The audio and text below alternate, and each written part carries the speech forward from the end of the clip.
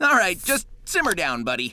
Hello there. I'm here to talk about Sonic X Shadow Generations. Perhaps it's Sonic Cross Shadow Generations. That's probably how the Japanese say it. It also does not matter. Who cares? I say Sonic X Shadow anything, and my mind goes to two places. Number one, it goes to Sonic X, because one, it's got to go fast. You've got to go fast. You've got to go faster, faster, faster. Wow. And alternatively, it goes to, I don't know, some sort of website like fanfiction.net or Archive of Our Own. You know what I'm talking about. You know what I'm talking about, right? Not exactly what I want to be thinking about when I'm sitting here to talk about Sonic the Hedgehog. Is some of the, shall we say, liberal interpretations of the phrase artistic license are used frequently when looking at pictures of Sonic the Hedgehog on the internet. I wouldn't recommend it, personally. I've got a whole page of notes here. I know a lot about Sonic the Hedgehog. I'm going to go ahead and also let you know that up front. I have thought too much about Sonic the Hedgehog to be an adult not actively working on making Sonic the Hedgehog products. Just to give you an idea of how deep down the rabbit hole I have gone, I was a huge fan of the Archie Sonic comics, which I read religiously as a boy well into my teenage years. Honestly, a little too long. It was a furry soap opera, primarily written for most of its run by one Kenneth Penders, which if you're not aware of him, oh man, number one, you definitely are if you're watching this video. But if you're not, give him a Google. He's an interesting character, and we'll leave it at that. I've lived a life that I think a lot of Sonic fans have lived, which is sort of being closeted about it. If you can name a Sonic game, I've played it. Not necessarily liked it, but I have played it. I do like most of them, including some of the ones that aren't very good. So let's talk about how the game is built. What kind of game is this? It's a platformer, but it's built in the way that Sonic games are built, which is sort of very different than most other platform games. Now, when I say platform, if you're someone like my parents, right, you probably think of Mario. Originally, back in the 90s, when this was sort of a thing that mattered, you would talk about the differences in technology between one machine and the other that played video games because they were very different back then. Mario was slow. It was very purposefully paced, I think. Sonic was just a game that focused more on speed. And that sort of became synonymous with the character, right? Sonic was fast. He goes fast. As we have established many times, one must go fast. And that has been the herald of the character since the beginning. Now, the thing that people tend to forget, because what they do is they play a Sonic game, they play like the first level, and then they go, man, yeah, Sonic was pretty cool, and then they turn the game off. Or they get to the second level, where it's not so much about speed, and they get bored and they stop playing. Sonic has always been a series of games that is about going fast, yes, but also an element of reacting to your environment because you're going fast. Sometimes it's way harder than other times. For example, in the 2D days, the original Sonic the Hedgehog, I think, like Zone 2 is Marble Garden Zone, where you really have to pay attention and take your time platforming, or else you're going to die. If you try to run through like Green Hill, which is all about emphasizing you going really fast to get to the end, you're going to do very poorly. You're going to die. You'll probably get a game over if you're trying to Marble Garden that way. Unless you've practiced. I mean, you know, that's sort of another element of Sonic that the games have progressively gotten better at, is emphasizing speed through basically the idea of the time trial. Like if you think about a racing game, Sonic games are sort of built around this time trial idea where there is sort of a par time that you are trying to meet or better. And that is judged based on your score, which is largely determined by how long it takes you to get through the level. This core concept of going fast and paying attention to your environment is really the thing that unites all of the Sonic games thematically from a gameplay perspective. Obviously, there are aesthetic similarities and killer soundtracks. That's sort of another hallmark of the series. But that idea has sort of been translated into gameplay in three largely different ways over the years. Originally, it was very two-dimensional, out of necessity, really. You were trying to get from the starting line to the finish line as fast and as effectively as you can. The better you react, typically the more shortcuts you could take, the faster you would get to the end of the level. Therefore, the better you react to your environment, the better you play the game. Kinda duh, but also it's the thing that makes Sonic an addictive experience. It's what makes you want to go back and play those games again if you have the right brain sickness for it. And not everyone does. I was listening to a podcast this morning, actually, a podcast I really like. The host of that show had some very negative early impressions of Sonic X Shadow Generations, but not terribly surprising. I think that there's a large subset of people that Sonic games just don't click for, and I think it is because it's like any other kind of game that just doesn't click for people. It's that central hook, right? And in Sonic's case, it is reacting to your environment as quickly as you can. The games are better at doing that now than they've ever been in the past. Sonic Generations was a really great example of this in 2011.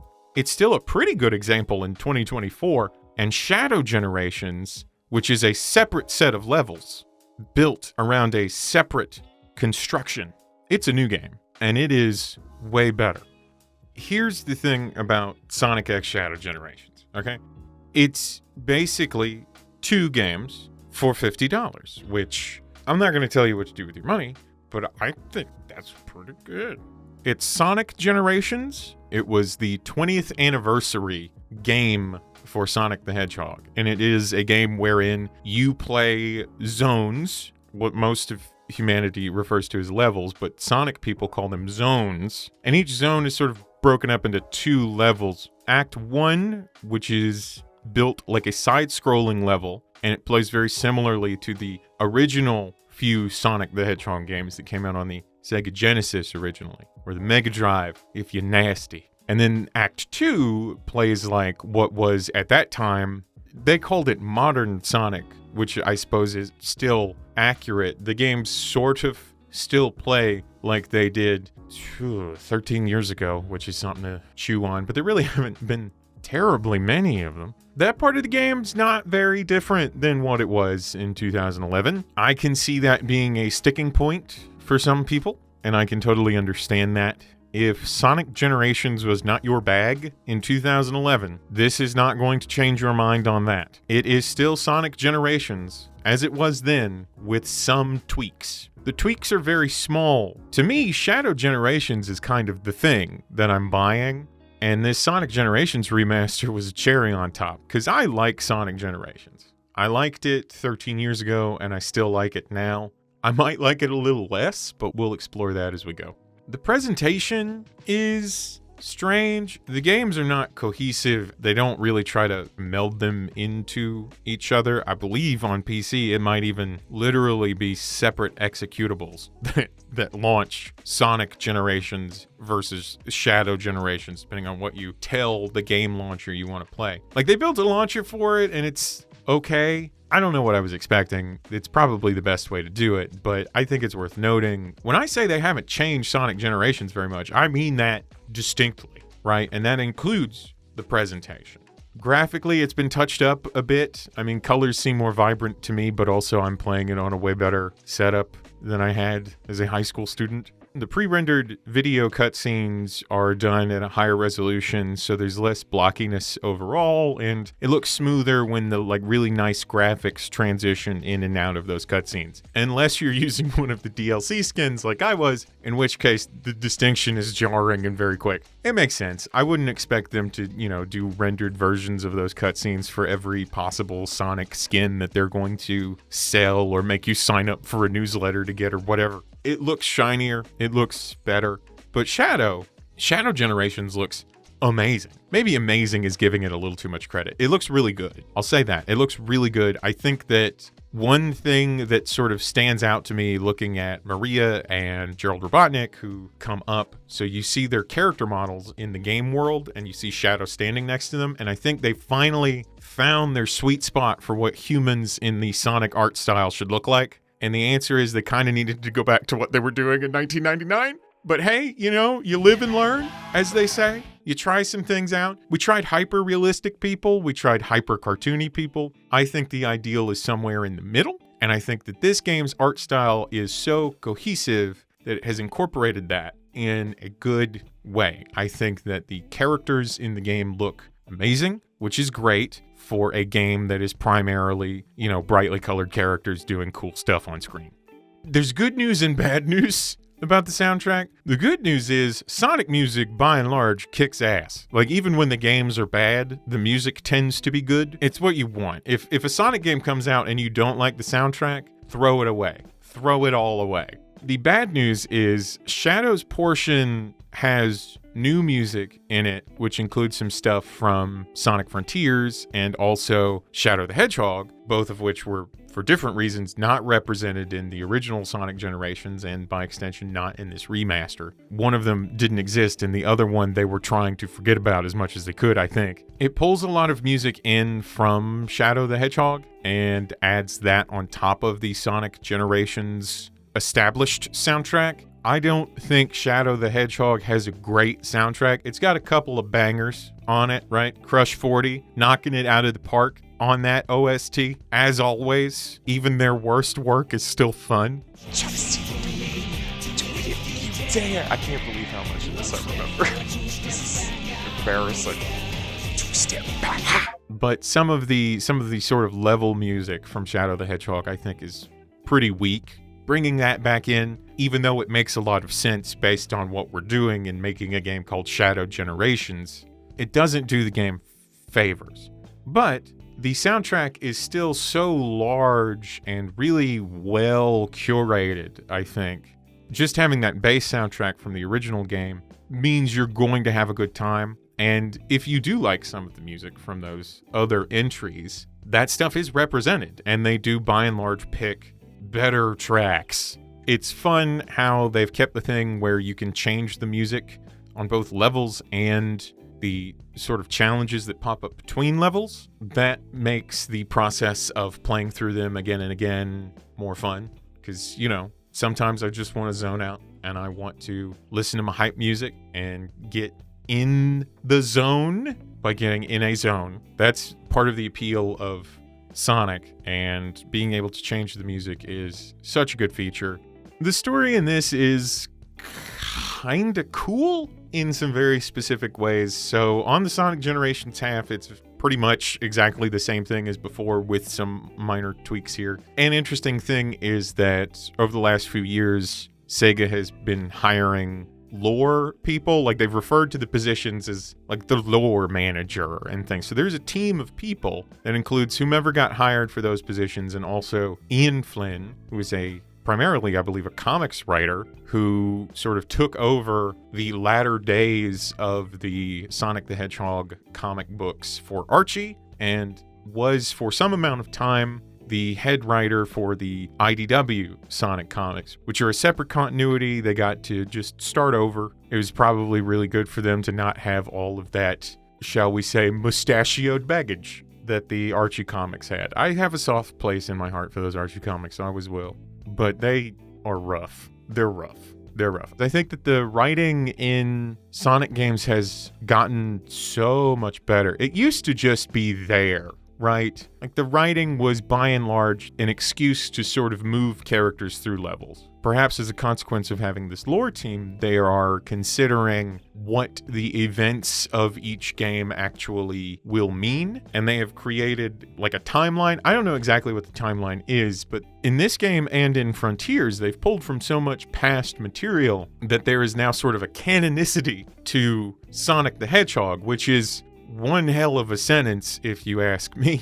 There have been some tweaks to the dialogue in Sonic Generations. Basically just make characters make a little bit more sense than they did in 2011. For instance, in the original game, when Tails is sort of rescued from his situation, he looks at Chemical Plant Zone, which was a level from Sonic the Hedgehog 2, which is the game that Tails is originally showed up in, debuted in, if you will. And he's like, man, that pink water makes me nervous, and I sure do get familiar vibes from this factory. And, me and everyone else who'd played a different Sonic game at that point sort of rolled our eyes collectively and went, you mean the chemical plant? The name's right there. It's in front of you. Maybe they can't see it, right? Maybe they can't see it. Maybe that's for my benefit. But also, I feel like if I had ever been through a pink water-filled death trap factory world, even if it had been fleeting, I think I would remember it. Well, this time around, the dialogue implies that he remembers it. That's sort of true for other characters as well. There's not a lot of writing or narrative to Sonic Generations. There's one thing that's kind of a spoiler in this game, so I won't tell you what happens at the very end. But also, unless you have just story blindness, you're going to see it coming from very early on. This is how I'm going to talk about the very serious narrative of Sonic X Shadow Generations. Sonic's having a birthday party, and Tails got him a chili dog, which is a weird gift to get somebody, but also the event is like catered and they have chili dogs because, as we all know, chili dogs are Sonic the Hedgehog's favorite food. Grapes are Knuckles' Those are the only characters whose favorite foods I know. Tails' favorite food? Question marks. I'm sure that there is an answer to that. I just don't know what it is. Sonic's having a birthday party, but big old Critter shows up and opens a portal in space-time, and Sonic and all of his friends, whom you know and love, all the best hits like Knuckles, Tails, Vector the crocodile, Cream the rabbit, and Cheese, her chow companion, Espio the chameleon, Charmy Bee. Not Charmy the Bee, Charmy Bee. Big the cat, not there, I don't think. He wasn't invited. The critter that tears a hole in space-time, it's called the Time Eater, and it's this sort of manifestation of chaotic energies, I guess. We don't really get into it, what it really is at the end of the day. But Sonic and also Sonic from the past get kind of sucked up into this Time Eater chicanery, and it is the premise for us to play levels from Sonic games that have come out before this one, right? We play remixed versions of levels from the past. For example, the first level is Green Hill Zone, and it is very much based on Green Hill Zone, the first level from Sonic the Hedgehog, the original video game. It is followed by Chemical Plant, which is, I believe, the second level from Sonic the Hedgehog 2. But the general idea is you'll run through a level from most of the major Sonic games that had come out up until 2011, and then you'll fight the final boss and credits roll and you're done. The day is saved, Sonic and his friends are returned to real time, and the party continues, and Sonic eats the chili dog that Tails gave him, which, again, weird present at a catered event is food. I mean, you know, Tails was bullied a lot as a child. Maybe he just doesn't have a great read on social cues. Now, the Shadow Generations half actually has like a plot, mostly, and it is essentially a sequel to a video game called Shadow the Hedgehog from 2005, which, flash up a picture of my copy of Shadow the Hedgehog for the GameCube on screen. I still have buyer's remorse for buying that game, and I was like 11 when it came out. I was the target demo. That game was rated T for teen, which was interesting because, you know, all Sonic games are rated E for everyone, pretty much. This one was T for teen because Shadow used guns and he could shoot people, and also he said damn, and man, he said damn like a whole lot. Like every time he died, he would go damn, or he would go damn, not here. You know, at one point, very famously, he asks where that damn fourth Chaos Emerald is. It was bad. Shadow the Hedgehog's bad, dude. And it was really disappointing because it was sort of the narrative follow-up to Sonic Adventure 2, which introduced Shadow the Hedgehog. And yes, he is a very purposefully edgy-looking character. If you want to see how bad it could have been, just look at that pre-order skin that they give you for an earlier concept design of what Shadow would have been. We definitely got off easy, if you ask me, looking at Terios over here. But yes, I mean, he is Al the Edge, right? He is dark and brooding, and he has death in his past, and he's really focused on revenge, and he's like not a good dude up front. And he sort of evolves into an anti-hero. He's very much, look, Dragon Ball Z and Sonic the Hedgehog are very analogous for many reasons, and if we were going to draw that analogy, Shadow is very obviously inspired by a Vegeta kind of role, right? That's the position he fills in the cast, whereas Sonic is our Goku, Shadow is our Vegeta. He's very similar to our central protagonist, but he's different. He walks a darker line, if you will, which includes shooting guns and and saying damn a little bit too often for it to be believable. That game came across like a kid learning how to curse, which is hilarious because I was 11 when I played it, so I was a kid learning how to curse. The antagonist from Shadow the Hedgehog, one Black Doom, an alien whose DNA was used to create Shadow the Hedgehog, because of course, as we all know, Shadow the Hedgehog is a biological creation of Dr. Gerald Robotnik, who was created 50 years ago aboard the Space Colony Ark. Shadow has lore, and it's sort of where Sonic the Hedgehog started paying attention to its story, was in Sonic Adventure 2. There's always been some level of continuity among these games, and definitely bigger ideas at play, but Sonic 2 had a backstory to it, right, that was relevant to the narrative. And it was stuff that you hadn't seen before because it was all invented for the game. It was Shadow's story. It was reasons for Shadow to exist. And it's all stuff that sort of happened 50 years prior to the time period of the game. All of that stuff sort of comes back around in Shadow Generations in a way that is kind of super satisfying if you're willing to accept that franchise storytelling over long periods of time doesn't get to be super specific. You know, ostensibly these games are for kids, and a lot of people who were kids in 2001 when Sonic Adventure 2 came out might still be playing this, but you also have to account for people who weren't even zygotes in 2001. You know what I mean? Like, we have to account for basically a second generation of Sonic fans. They weren't there for the blitz that we all took when it was just Sonic game after Sonic game was bad. It was tough to still kind of like them because everybody else hated them. Something that seems to really be cemented for a lot of people. I think not liking Sonic has become a character trait for just as many people as really liking Sonic has. And honestly, I think both are a little too much for me. I really like Sonic the Hedgehog. We could sit here and talk about shit all day if we wanted to really dig into lore. Speaking of, one thing that I do want to talk about specifically is that Shadow Generations canonizes Sonic Battle, which is a fighting game exclusively for the Game Boy Advance. It's never been ported to anything. It's never come back up, really, for the most part, right? With really rare exceptions, Sonic Battle has not come up, but it had an expansive story mode that was all about a robot from ancient history. And not only is that definitively canonized in the story of Shadow Generations, very, very directly, through the collectibles, I guess I should say, but still, it's there. Emerald's real, y'all. He's out there, theoretically. I don't know. I don't remember how that game ended. It may not have ended with that robot making it. Been a long time, son. Anyway, so that stuff is directly referenced as part of Shadow's backstory, which they touch on it in that game, but they make it make more sense in this one in a way that it just ties a bunch of story threads about Shadow together, from Sonic Adventure 2, 2001, from Shadow the Hedgehog, 2005, from Sonic Battle, which is somewhere in between those two things. I'm going to say 2004. I'm going to say 2004. If I'm wrong, I'm sorry.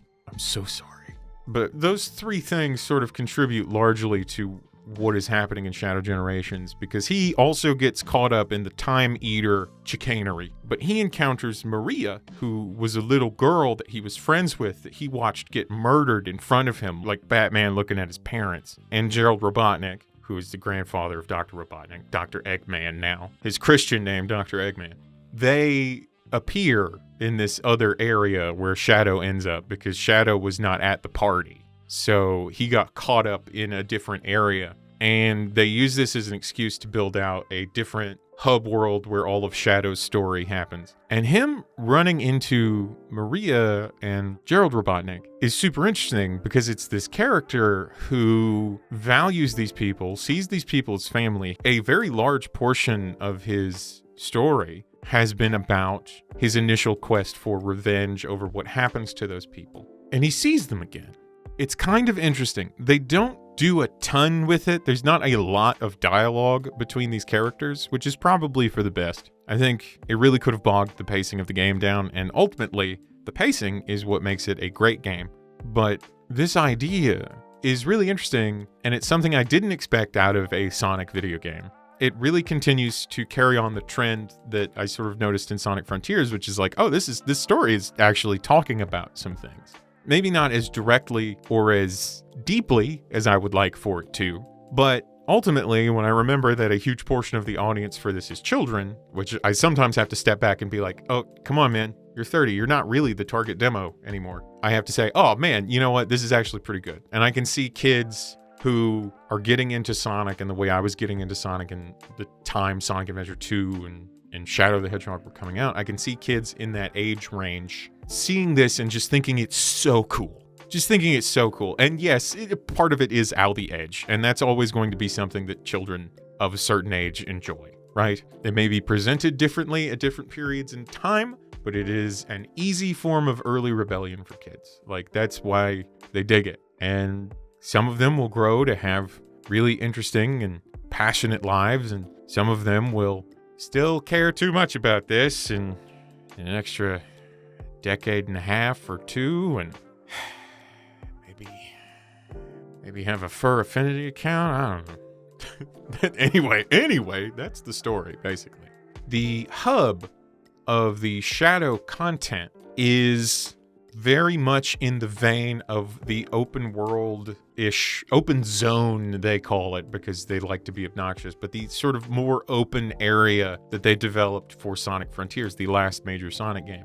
I really like Sonic Frontiers. I like how busted it is. I like how you can sort of like force your way into certain segments of platforming in unintended ways. I think that is so much fun. I like that they kind of just gave up on figuring out the physics and gave you a bunch of sliders and were like, you figure it out. If you're so smart. I think that's hilarious, but also it offered a lot of value in playing levels again and again and just running around that open world, which was so expansive and there were so many challenges. It's just that technically that game had so many issues with pop-in. The art style was not amazing.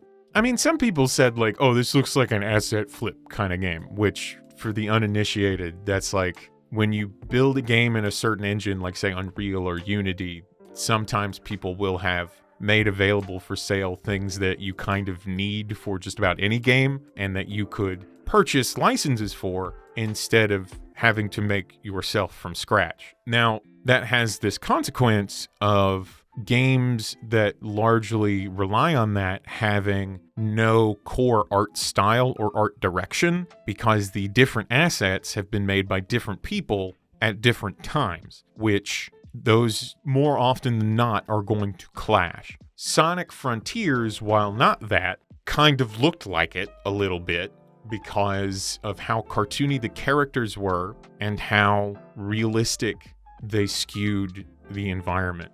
Shadow Generations gets away from that. They have built this hub world. It's way smaller than the Sonic Frontiers hub. That's probably to be expected, but it's also way more cohesive. Like there's way less pop-in, so I think the tech has improved, or just how they've implemented it probably is what has improved. You know, what I mean by that is when you're running along, there's fewer things in the air in the distance just sort of suddenly appearing, like out of thin air. There was a lot of that in Frontiers. There's still some in Shadow. Shadow does not eliminate that problem, but it's definitely way less pronounced than it was previously. They also, I think, have learned a lot from scaling down the size, because now there are way more paths that sort of intersect on each other and offer you different ways out. There's less of the just fucking around with the physics that I liked in Frontiers, but for the sake of a more cohesive and overall better game, I'm willing to sacrifice it and just say, like, I've got Frontiers. I can mess around in that if I really want to. Structurally, the hub follows the formula that they kind of established in Sonic Generations, which is you're playing through 2 acts per level. One is largely 2-dimensional and one is largely 3-dimensional. And once you've completed both, the world around the entrance to that level sort of expands a little bit and color fills in and the hub begins to feel more vibrant. In the original Sonic Generations, this was very limited, and also the hub was a flat 2D plane that you just ran from one entrance to the next and said, okay, I'm going to play this level, go in. Oh, I'm going to play this level, go in. Shadow has this whole open area that you have to run around. They have peppered that hub with movement challenges and collectibles. Some of them are these chests that you unlock by finding one of 3 sort of keys, I guess, throughout the different real levels and the challenge levels. Now, I do want to talk a little bit about the controls in the game, because I think that there is something to this, is that sort of these modernized controls they suggest for you are, I think, not as good as the original controls. Let me simplify that. In Sonic Generations for the Xbox 360, the spin dash, which is a move you use quite regularly. If you're trying to do everything in the game, you have to sort of master the spin dash for classic Sonic. In this one, spin dash is on right trigger. I don't like that. I thought I was crazy. I was like, it feels different. It feels very different. I booted up Generations on my Xbox Series, whatever, and it feels way tighter. Specifically, classic Sonic stops faster. I guess I went and I looked at some review content from back in the day, and I guess most people didn't like that. A lot of people, I guess, had problems with the momentum of classic Sonic specifically in the original release of Sonic Generations. That is something that has changed. In the original, classic Sonic stops like on a dime, dude. Like you push in the opposite direction and he stops. In this one, he does not do that, which is more in line with the original games, if I remember correctly. However, I don't like it as much because it feels like I have less control over what's happening on screen. I am probably just in the minority on this one, I think, but it is something that I wanted to make a note of if we're talking about controls. Generally speaking, in Shadow's portion, the game controls way tighter.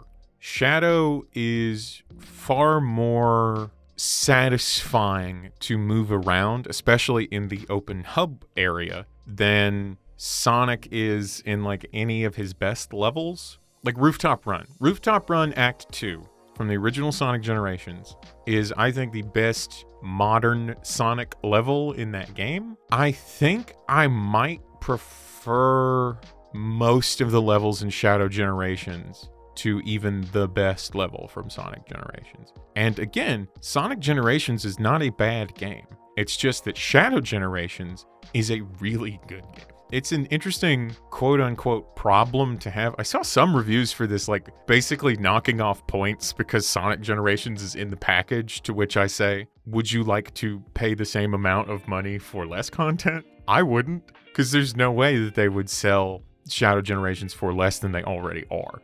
As far as difficulty goes, it's not a difficult Sonic game. Now look, if you're playing a Sonic game in the year of our Lord 2024, you should probably know that it is a time trial kind of game. You are doing challenges between levels that will allow you to progress the story, but also they contain their own collectibles, they have their own ranks. If you want to S rank everything, which is the highest sort of rating that the game can give you at the end of completing a level or an objective and a challenge, it'll take some time. I think the game's probably anywhere from 10 to 20 hours long, depending on how much of that you want to do. And I mean that referring to both of the games together as one package. I think it's 10 to 20. I rolled credits on Sonic Generations in about 3 hours, and I rolled credits on Shadow Generations in I think about 5.5.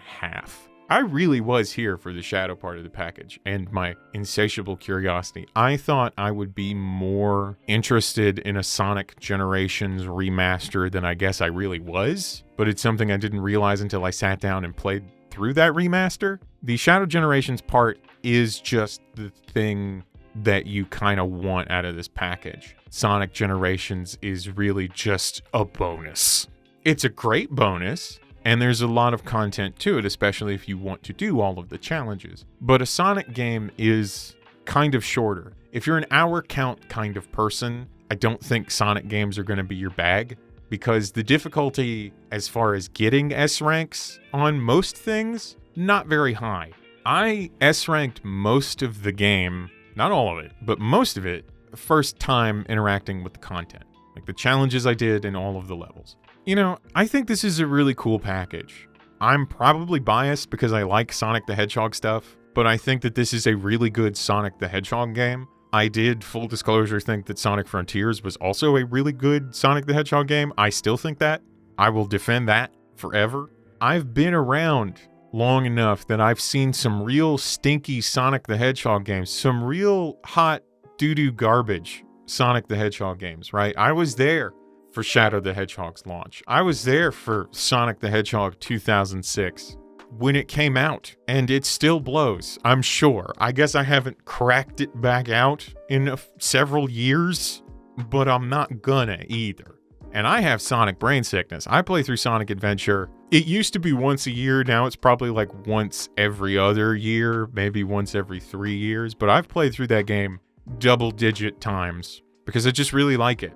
And it's also really fast. You can do that in a weekend. And the story's fun. Parts of it are corny. And parts of it are like surprisingly emotionally resonant. And that is true of Shadow Generations as well, which is why I think it's a very good Sonic game, is it kind of touches on all of the things that I like about Sonic. There is story to it that values my investment as someone who's played several of these things over the years, but I think is not key enough that a kid who hasn't would be left out in the rain, right? I think worst case scenario, it kind of pushes someone in that position to go out and maybe play some ROMs of some old video games or something, which, hey, that's always good. And so is Sonic X Shadow Generations. That's my verdict. For my money, I feel satisfied. Mileage may vary. If you know you like Sonic stuff, number one, you probably already bought it. But number two, you're gonna like it. I think that this one has more potential to sort of convert some people, if you will. Like, I think, especially the way that Shadow Generations plays, it's so tight